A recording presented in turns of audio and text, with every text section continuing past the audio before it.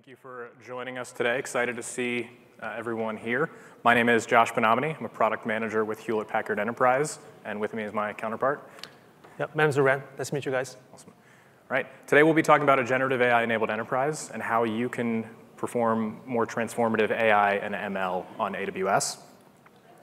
We have a pretty jam-packed breakout session today, so I'll go through some of the topics and then make sure we use our time effectively and make time for any QA at the end. So to begin, we'll talk about the journey that is generative AI, the common phases that all organizations face. Then we'll go through some of the challenges that enterprises face, not just in generative AI, but in model development in general, and how you can better avoid those or overcome them with the right resources and partnerships. Then we'll introduce the HPE Machine Learning Development Environment, which is our AI development platform for both model development, more generative AI, and the full range of aspects that go into that. Then we'll talk about more of the capabilities that make the machine learning development environment an enterprise-grade platform and the capabilities that are included as part of that. Then we'll talk about how the HPE Machine Learning Development Environment enables generative AI and acts as an accelerator for that work. And then we'll talk about rolling all those things together through what we call our managed service. So this is the automation, management, and deployment aspect of these tools to make it easier for your teams to not only deploy, but then manage them with minimal operational overhead. And then we'll go through a demo of both the managed service, deployment end-to-end, and then a generative AI demo as well, going through some common use cases that organizations may want to accomplish to build better products with generative AI. And then at the end, we'll encourage you to sign up for a free trial that allows you to not only test out the capabilities of MLDE within cloud environments, but also on-prem deployments as well. So anywhere that you have hardware available, MLDE can meet you there. And so to kick things off, I'll hand over to Ran. So yeah, thank you, Josh. So we've been talking about generative AI as a journey, and you might wonder, what is the AI journey? So here, the question is all about find yourself, to find where you are on this journey, and also how to advance fast on this journey. So here we try to break the journey into 5 different phases. The phase 1, we'll call this model consumer. So on phase 1, simply me as a customer, I just want to use the out-of-box solution, which has the LLM integrated, so that I don't have to do anything. I can just consume the model, whether through the UI or through the API. For example, OpenAI or Cohere or Anthropic, any of the models, out of the box, I just want to use them because that's very convenient and also very easy for me to get started. But however, there was also some downsides for the phase 1, the model consumer. For example, have you guys watched the OpenAI Dev Day a couple weeks ago? So I watched it, which is awesome. However, the minor thing is the second day, after the dev day, there was a downtime of the server for OpenAI, which means any of the applications that were built upon OpenAI will also experience 3-hour downtime. So that's kind of similar to the electricity. So locally, I got electricity from my utility companies, but should I consider like a plan B? Should I install some solar panels or maybe some energy storage or battery or generators in-house just in case? Maybe I should just in case, because electricity is very important. So similar here, generative AI might become very important for your products. So in that case, then we are talking about the phase 2, which is the model evaluation. So in phase 2, that means not only you have one model choice, but actually multiple different models, especially from the open source models, given that there are so many different competitive open source models, such as Llama 2, Falcon, and BT. So those models are actually pretty competitive compared to the commercial closed source models. And what's the advantage of having the choice for the model? So there are a couple of things. The first thing is you are not locked in one particular model. You are able to really put your eggs in different baskets and also make the trade-off decision among those different models. For example, you are able to evaluate the model in terms of accuracy and also speed and also cost. So those 3 elements might matter differently for different customers. So for example, if you are running a gaming company, then probably the latency speed of the model is more important than other 2 elements. Or maybe you are running a pharmaceutical company, want to discover the drugs, then the accuracy of the model is more important than the latency and the cost. So that's the phase 2. We call this model evaluation. Essentially, me as a customer, I want to do a lot of prompt engineering to fully evaluate the model, to make sure I can find the most suitable model for my use case.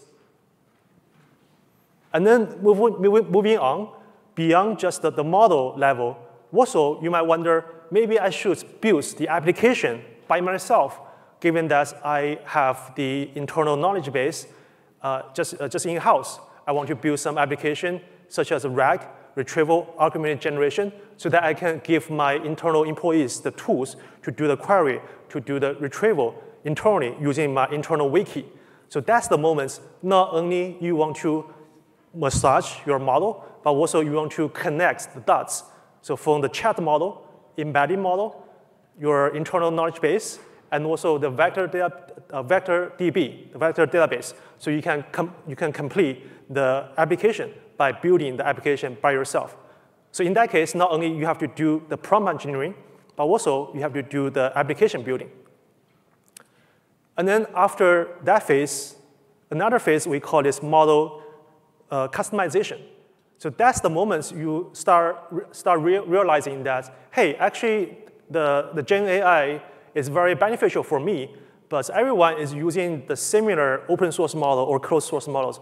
How can I differentiate my products from this generative AI journey? So that's the moment you are thinking about how to utilize your domain data to customize the model, aka fine-tune the model, to make the model more differentiated and also more more customized for your use case. So in that case, not only you have to handle the prompt engineering, application building, but also the fine-tuning. And after that, so imagine that fine-tuning is not going to fully satisfy you, and then you want to train the model from scratch. Then that's the last phase of this journey. We call this model producer. So in the model producer category, so we're actually talking about the model vendors, such as OpenAI, Alfalfa, Cohere, or Anthropic, who want to retrain the foundation model from scratch so that they can sell the foundation model to their customers. So this is the end-to-end generative AI journey that we have heard from different customers. So again, the key questions that we ask the customer is find where you are on this journey so that we can find the best tool to help your use case to advance on this journey. Because on the different spots of the journey, you probably need a different tool to address your problem. And speaking of the problem, then we want to also share some of the challenges on this Gen AI journey that we heard from our customers. So the first challenge that we heard the most from the customer is the know-how. So a lot of customers heard about the Gen AI, they want to join the party, they want to catch up on the trends, but however, they don't really have the know-how, they don't really have the in-house AI experts or the infrastructure team experts to help them catch up on the journey. So that's probably the major pain points that we heard from customer. And another pain point or challenges on this journey is the foundational model. So whether you want to use the closed source model, the fully out-of-box model, or you want to use the open source model. So essentially, the question is to buy or to build. So what is your needs, and what is your budget, and also what is your requirement? Because for open source models, so those are the free models, and you can customize a lot. But then on the closed model side, so there are out-of-box, so very convenient for you to consume. And also how you want to take care of the responsible AI, so-called trustworthy of the model. So for open source models, which is more transparent, so you can see all the secret sauce because you have the access to the model weights and also the code. So probably you want to also consider the open source models given the trustworthy consideration. Another major pain points that we heard from the customer conversation is the data security and the privacy. So actually it really depends on your requirements for data accuracy. So in terms of the level from low to high, so maybe consume the model from the black box API So probably that's one way to consume the model in terms of the security. And then if you want to have more security, then you want to maybe deploy the model on the public cloud. And then if you want to have even more, like stronger security, then you might want to consider the private cloud or even the on-prem solution to make sure the model, the data are 100% secure. So you have your hands to handle everything by yourself. So that's the security concerns that we heard a lot from the customer. And then another question related to the open source model is, hey, there's so many different competitive open source models. Like we mentioned earlier, Llama 2, Falcon, MBT, and every day there's a new open source models. So how can I find out which model is best for my needs so that I can make the trade-off decision that we discussed earlier, the speed, cost, and accuracy, so that I can recommend the best model for my internal companies or to implement that model for my products. And the last one is about the scalability. So after you've done a lot of prototyping, the model evaluation, the fine-tuning, and now it's the moment for you to scale. So you might want to do like a distributed training and want to run the workloads in parallel. So those very large workloads require scalability. So that's the moments you are thinking about from prototyping to productionizing. So that's another pain points that we heard from the customer. And then I'm going to hand to Josh to introduce a very exciting solution to those pain points. Awesome. Thanks, Rand. Yeah, so as Rand mentioned, there are a lot of problems faced by enterprises, and what we want to talk about today is HPE's solution for that, which is the machine learning development environment. And this is our platform for AI development, model development, and the generative AI journey. So to talk about some of those key aspects that make the machine learning development environment a viable solution is, one, what makes it an enterprise AI platform. So this is things like enabling team collaboration through shared workspaces and projects so that no team is working in a silo and they're able to communicate effectively across products and projects so that they're not duplicating efforts and understand what each team is working on. Ensuring that projects and experiments are reproducible through experiment tracking, which means that you can replay things or understand the current state of those experiments, and then using distributed training out of the box to enable models to be trained faster, more performantly, and ensure that you're reducing that time to value for your teams and products. And then generative AI. So Rand talked about a lot of the Gen AI journey, and we'll talk more about how our capabilities through MLDE enable you to unlock a playground environment to evaluate off-the-shelf models which are self-hosted by your organization. So these are models that you would pull from Hugging Face, but that are self-hosted within your deployed environment. And you can do things like prompt engineering all the way through to fine-tuning in a very easy, secure, and explainable manner. So because you're using those open source models, you can understand the outputs a little bit better through explainability, but also you're hosting them within your environment. So you have a lot of control over how those models are deployed and what happens to your data as you're leveraging them. And then talking infrastructure agnostic. So if you're leveraging either a public cloud environment or your private on-prem environment, MLDE supports a number of deployment topologies. So we'll talk specifically about how managed service can enable public cloud deployments, but MLDE supports a broad range of environment deployments, and we'll talk about a few of those examples as well, and as well as enabling better resource scheduling to get the most out of your GPUs, whether those are dedicated or shared instances.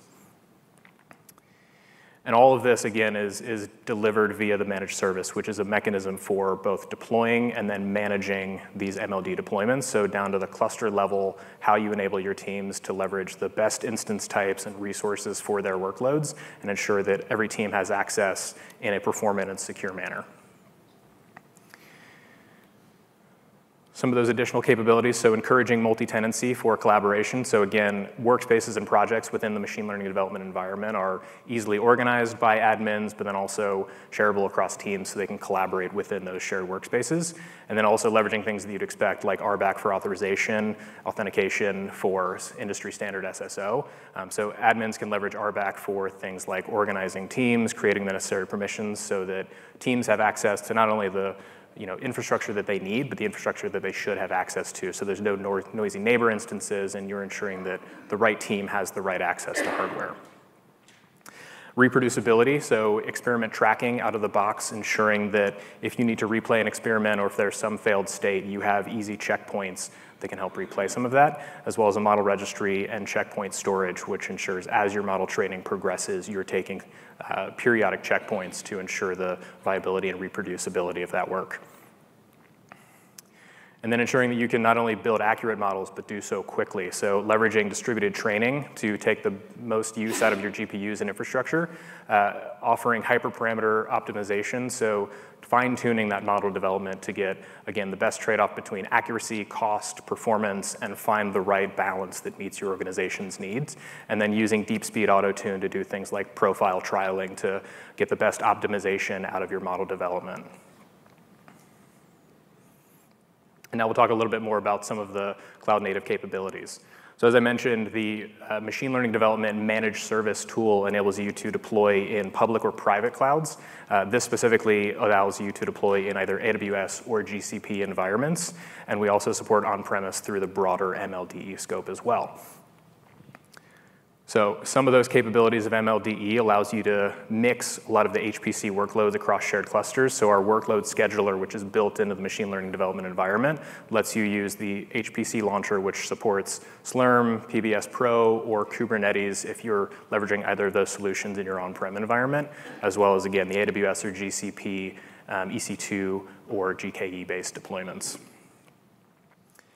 And then ensuring that we support whatever accelerator type that you're using. So whether that's NVIDIA-based or AMD, you can do so without requiring any code changes. So it's just a matter of changing cluster configuration without the need to rework any model training or experiments. So it's a no-code conversion from either accelerator type.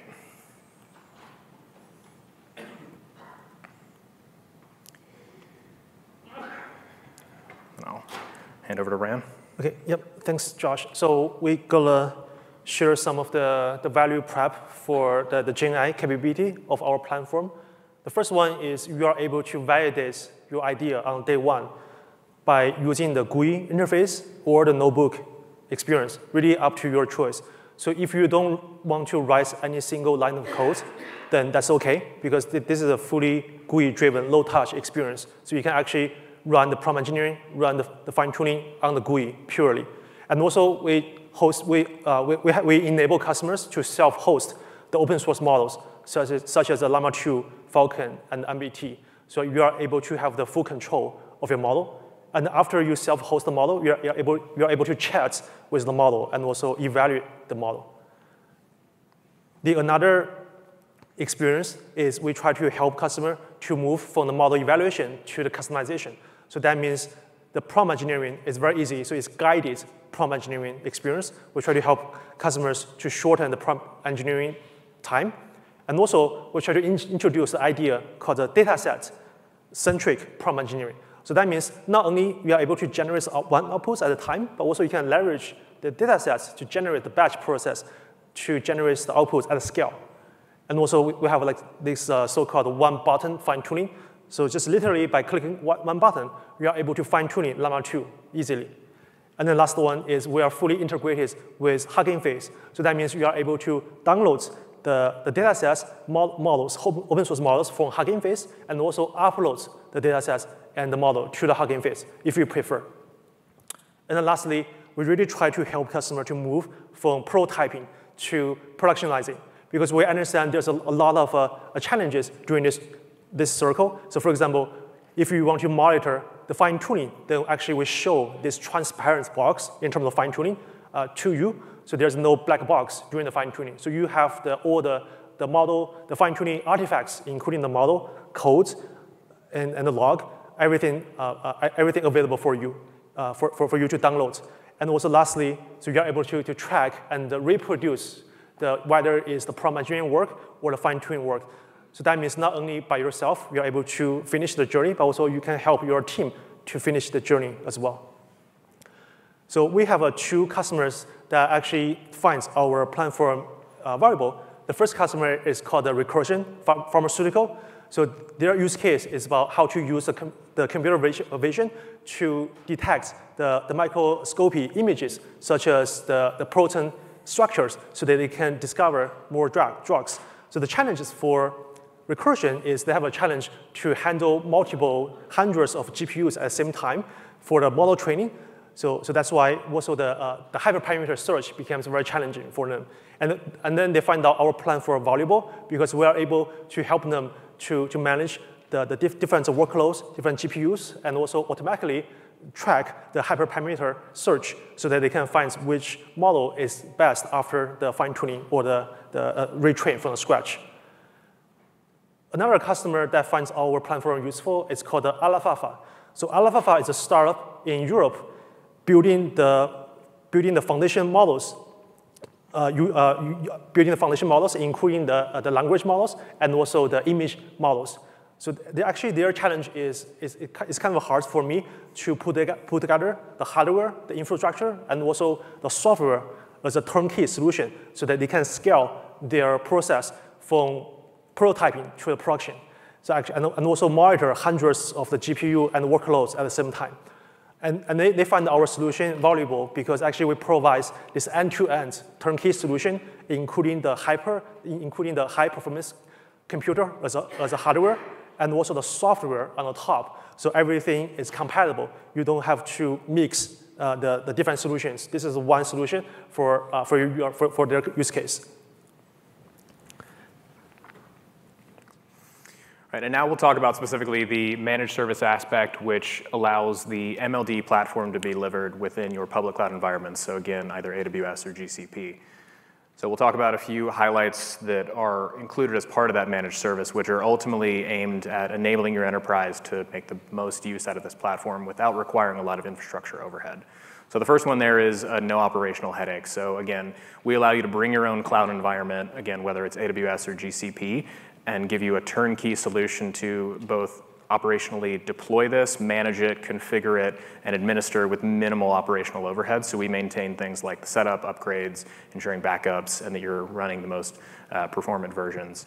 And then effortlessly upgrade and manage clusters. So whatever cluster deployment you start with, if that needs to grow and scale with your teams and workloads, it's very easy to change configurations, deploy new clusters, maintain the latest version, use different instance types, whatever configuration changes need to be made. Offering extensibility, so support for AWS and GCP with broader support for Kubernetes-based deployments upcoming. But this means that if you're operating within AWS today, it's very easy to deploy the MLD service as a managed service within that environment. And then additionally, as part of that, things you do expect from monitoring and alerting. So incident response and alerting, ensuring high availability and performance of your clusters and platforms. So again, you don't have to worry about, is the hardware there, can my teams use it? They can focus more on building more performant models. Security out of the box, again, so using role-based access control to authorize your teams to access the correct clusters in the necessary environments. Because this is deployed within your AWS, the workloads, of course, run within your cloud environment, which gives you much more control over, again, your resources, but also the data that resides within those workloads. And by partnering with HPE, we provide guided onboarding and the expertise to ensure your teams are up and running quickly, but also have the resources needed to help better optimize and configure their workloads. And so from here, we're going to shift into a demo. So we'll start with the aspects of deploying the managed service tool, and then the generative AI studio as well. So this is pre-recorded, but I'll talk through everything that you see on the screen here. So this is the initial view as a cluster admin. My first step here would be creating a new organization. And this is a very simple process where I, of course, give my organization a name, and then I decide which cloud provider I want to deploy in. So of course, in this example, we'll be using AWS. And there's 3 pieces of information that I need to provide which allow me to deploy and then manage those clusters within my AWS account. So those are 3 ARNs with the necessary scopes and permissions. There's a few different ways to generate these ARNs. I can either do it via our CLI tool that we provide. So as long as you have the necessary permissions to generate those, it's a very simple process. And we also provide a CloudFormation template, which you can download and then easily upload into your AWS Cloud Foundry account. So again, if you have the necessary permissions, this is a very simple process where I'll upload that pre-configured template, which has all of the parameters and requirements preset. So it's a matter of uploading, providing a name for that cloud stack, and then clicking through a few simple options. So I can confirm the parameters that are being set, if there's any additional tags that I want to include as part of this. I can review all the steps here that will be included as part of this stack. So I'll just click through a few times here. And then once I've verified everything looks correct, I'll confirm at the bottom that this will be creating some resources and permissions on my behalf, and then I'll hit submit. That stack takes roughly 3 to 5 minutes to create, at which point the output will provide the 3 ARNs that I need to finish this setup process. So I'll enter those in here and then complete my organization setup. So I'll hit create there. And once complete, I now have a new managed service organization. So my first step may be creating a new cluster, but to start here, I'm gonna actually invite in a new member. So I, as a cluster admin, wanna onboard some of my ML engineers, so I'll start by inviting in Ran here as a user base. So I have a few different default access groups that I can provide, so I'll put in Ran's email here, and then I can set his both organizational role as well as default cluster. So if I wanted to onboard a new admin, I would select that administrative role here for org, but I'm gonna invite him as a standard user for both organization and cluster. I wanna create the cluster for him, grant him access to that, and make sure I'm creating configured clusters for my team specifically. So now that I've finished the invite, I'll switch back over to my dashboard view and create my first cluster. So from here, we have some pre-canned, out-of-the-box, more basic configuration options that you can choose from. So I'll decide on the region I want to deploy in, as well as provide a cluster name. And I can either use these basic configuration options, or if I want to go a little more advanced, I can click over to that and take a look at more of the advanced options that I have. So for example, we have things like the version of the MLDE platform that you want to leverage. So we'll always default to latest, but you have the option to use some of the previous long-term support versions. I'll select my master instance type, so what I want to actually deploy the initial cluster using. And then if I want to configure networking topology a little bit to make sure this isn't going to conflict with anything that's pre-deployed within my environment, I can set some of those ranges here if needed. But this is entirely optional if not needed. And then by default, we provide 2 resource pools. So one is the auxiliary pool, so this is the keep the lights on processes that are just needed to maintain the cluster, as well as the compute pool. So this is where the GPU intensive tasks will ultimately run. So I can rename those pools if needed. I can take a look at some of the pre-configuration options here, and I can set the actual category, so what workloads are expected to run within this pool, so auxiliary or compute-based tasks. And then I can look at the actual instance type that I want to deploy. So if I have very compute-heavy or resource-optimized workloads that I want to run here, I'll define that instance type. And then, of course, I can set the scaling limitations to make sure that we're not, overutilizing certain aspects of the cluster. Same thing with compute. I'll select the category type that I want for this pool, and then the GPU accelerators that I want to leverage for this. So in this case, I'll use some P4s. I'll set my max instance type based on what I think my workload will need to be initially. And then once I'm ready, I'll hit create cluster. That process will take roughly 5 to 10 minutes. But once complete, my cluster card will shift to an active state, which I'll see here now running. And now I can confirm a few basic options about this. So I can see the region that it's running in, the version of MLDE, as well as the resource pools that I configured and the instance types that they're currently using. So as I add more resource pools, that card will include those as well. And then from this menu, I have some additional after configuration options. So I can copy the cluster link if I'm deploying some experiments via the CLI. I can look at the action history to see what has taken place with this cluster, the state changes that have occurred. I can manage access, so if I want to have specific team members that have access to specific cluster types based on their workloads. And then I can update the name. If there's a new version of MLDE available, I can do an in-place upgrade very easily. I can do things like reprovision the master. So if the team size using this cluster is scaled and I need a little more performance to maintain it, I can change that instance type after the fact, as well as reconfigure those resource pools. So if I decide that I actually want 2 or 3 more GPU resource pools and I want to divide up workloads a little bit, I can either configure the pools that are already there, or I can add additional pools, set their type, change the instance, same as I did when I initially configured it, but I can do this all after the fact as well. So once I've made a few additional changes, I'll confirm some of these settings. I don't really need to update anything else. It was just adding a new resource pool with a different instance type there. So I'll go through and confirm a little bit. In this case, I won't upgrade or update the resource pool, and I can easily remove any of the pools that already exist there as well if I want to change things up. I can pause the cluster if I don't want to leave those actively running, and then if I don't need it anymore, I can ultimately delete that cluster and remove the resource claims. So here I'll copy the cluster link, which I'll use here in a second, but now I'll open the cluster view and we're within the machine learning development environment core experience. So from here I can do things like create and manage workspaces as well as projects. I can familiarize myself a little bit with some of the layout and then launch a Jupyter Lab notebook here if I just want to do some simple experimentation to start. So I'll set things like some basic configuration options, if there's templates that I want to use that I have available, if there's a specific workspace that I want to have this launched within. I'll verify some of that configuration and then launch. And now while that Jupyter Lab notebook is provisioning, I'm going to switch over to using the CLI and that cluster link that I copied to show doing a simple experiment deployment. So in this case, I'll be using an MNIST PyTorch experiment that I already have on my machine. So to start, I'll be taking that cluster link and setting an environment variable so that the determined CLI knows which cluster I'm looking to interact with. Once that's set, I'll authenticate my access to make sure that I can actually deploy things to that cluster. And then once I'm authenticated, I'll deploy that experiment, which I already have locally on my machine, into that cluster. So once that launches, we'll be able to see it actually deployed and running within the cluster in just a few seconds. All right, so I have the confirmation that the experiment's been launched, and I can switch back over to my MLDE view. And here I see the Jupyter Lab provisioning as well as that experiment that's queued to run. So within just a few clicks, I deployed a cluster, launched a simple experiment, and now I have that in a queued state ready to run.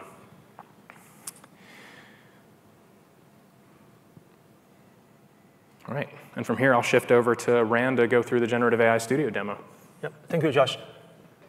So before we go to the demo, so maybe just describe the persona for the next demo. So imagine I am the customer support engineer. I want to help my company. My company is a financial company who receives a lot of customer tickets in terms of feedback, in terms of the complaints. So how can I leverage the large language models to help my end users, such as the customer support representatives, to make their life easier, to maybe summarize, to classify the different customer tickets so that everything can be automated by using the large language model. So that's the background, the persona for myself.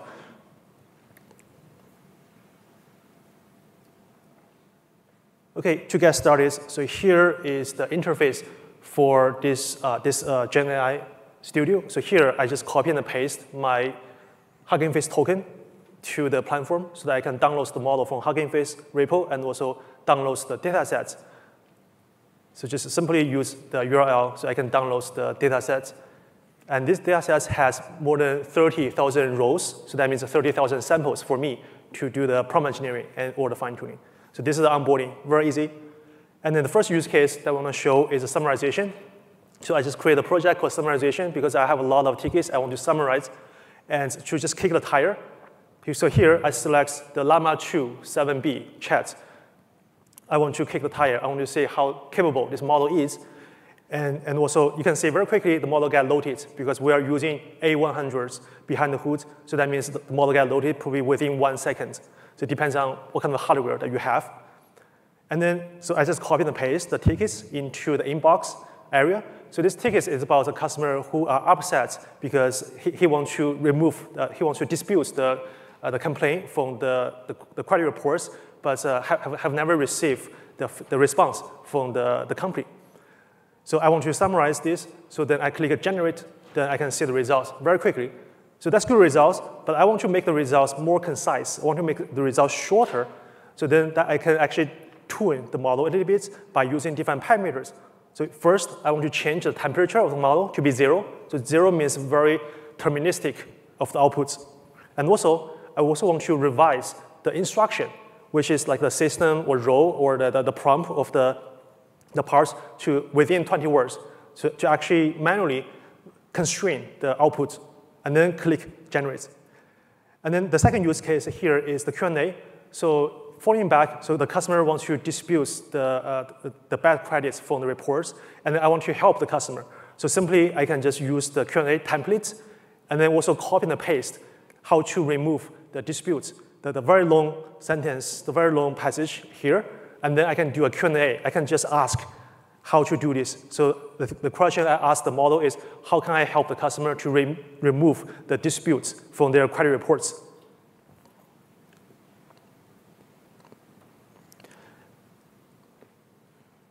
And then I click a button to generate, and then the system will give me the answer.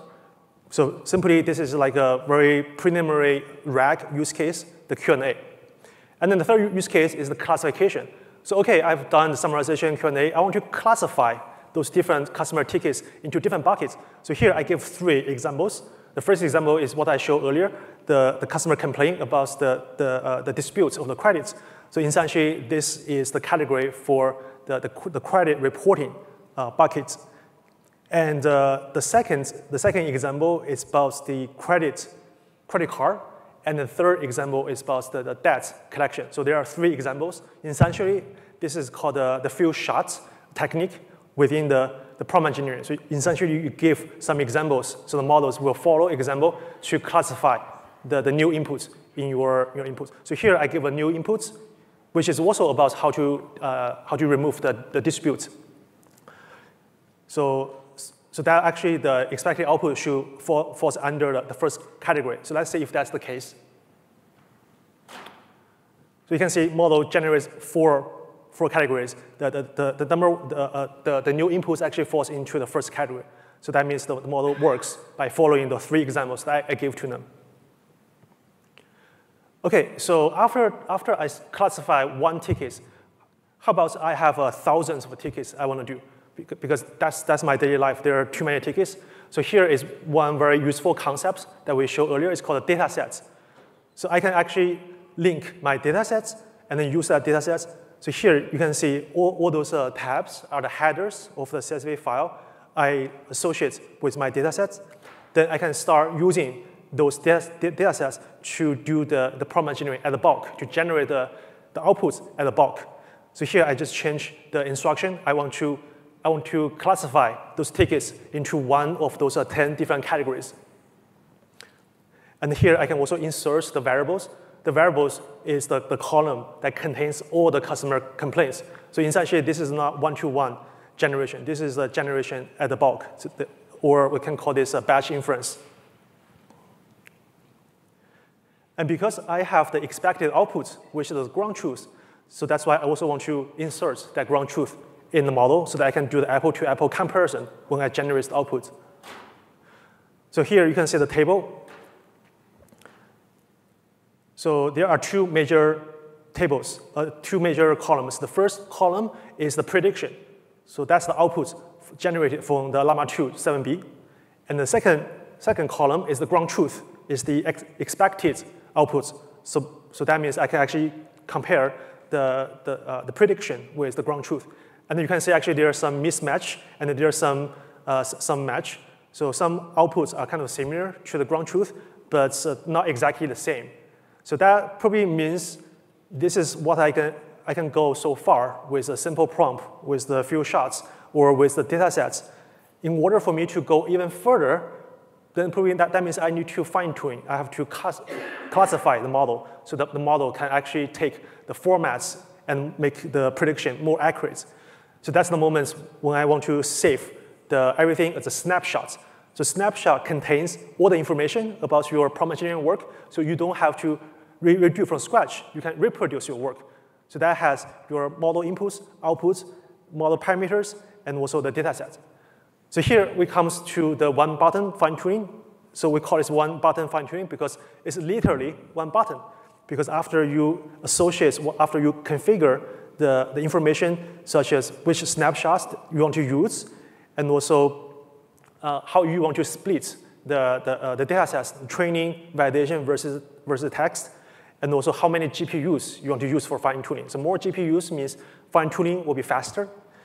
And also the number of steps. So number of steps means how frequent that you want to update the weights for each epoch. And also some other metadata, such as how frequent you want to log, to save, to validate your results. So everything is configurable. And also the learning rates. Learning rates means how aggressive you want your fine-tuning model to be. And also configure the batch size. So here I use 4. So because 4 batch size for each GPU, and we have 8 GPUs. So totally we have 32 for the batch size. So that means for each batch, there are 32 samples. And then after the configuration, so just click one button, just simple as that. And then boom, so there's a fine-tuning running here in front of me. So actually, this is not a black box experience. Instead, this is a transparent experience. We show you the secret sauce in terms of the fine-tuning. And also, you can see this is the portfolio of your hardware. So right now, we have A100s configured by Josh, and also we have a V100s.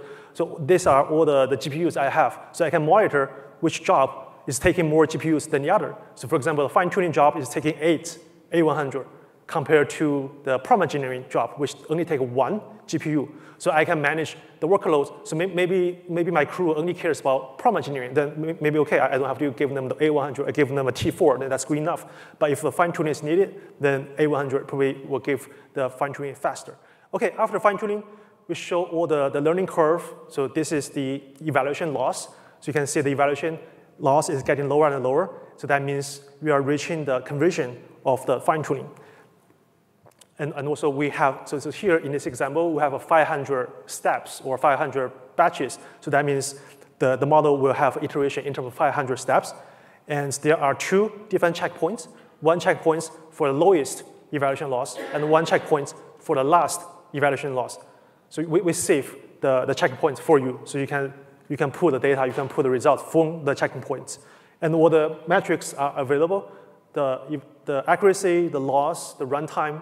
So everything is transparent for you to take a look. And also different hyperparameters, and also those 2 checkpoints are saved, and also the code. So we call this one-button fine-tuning, but actually behind the scene, you can see the code. Everything is transparent because you are able to you are able to have access to the code. So you have the access to just simply copy and paste and make some modification if you want. And then lastly, the log is also available for you to track the changes or maybe for the troubleshooting. And then finally, you can see the model get registered in the model registration. So that means you have your codes, your checkpoints, and also the model. So simply, you can download everything, all the artifacts to your local environment, by just use the CLI command code. OK, after fine-tuning, so let's do an apple-to-apple comparison. You want to compare the results after fine-tuning versus the results before fine-tuning. So this is the fine-tuned Llama 2 7B using the same prompt, same data sets, and this is the generated output. So you can see the generated outputs in those 2 columns are very similar, so almost identical except a few rows. So that means the accuracy of the fine-tuning model and also the formats and also the tone of the model after fine-tuning is get much better compared to the model before the fine-tuning. So actually, that's the value you can see from the fine-tuning perspective. OK, I think that's all we have in terms of the demo.